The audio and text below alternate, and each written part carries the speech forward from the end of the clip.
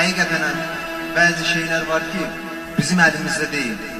Amma mən bunu sidq ürəklə deyirəm, təmiz ürəklə deyirəm. Hər zaman xalqım üçün, vətənim üçün, torpağım üçün canımla, qanımla keçməyə hazıram.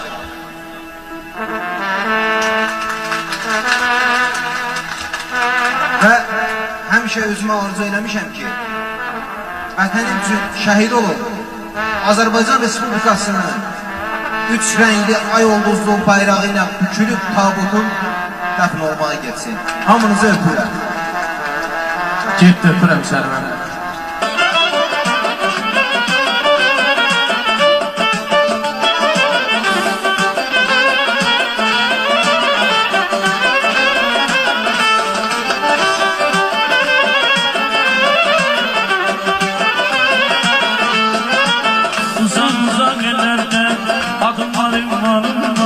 Dastanlara sığmayan şürətim var, şanım var.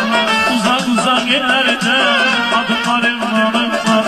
Dastanlara sığmayan şürətim var, şanım var. Qəhrəmanlar içində neçə qəhrəmanım var.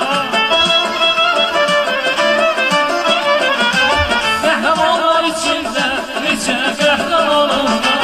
Savaşırəm barəkə nəbiyəm kör olur. Azərbaycan oğlu ya, Azərbaycan oğlu ya. Aman şirəm babətəm, nəbiyəm kör oğlu ya.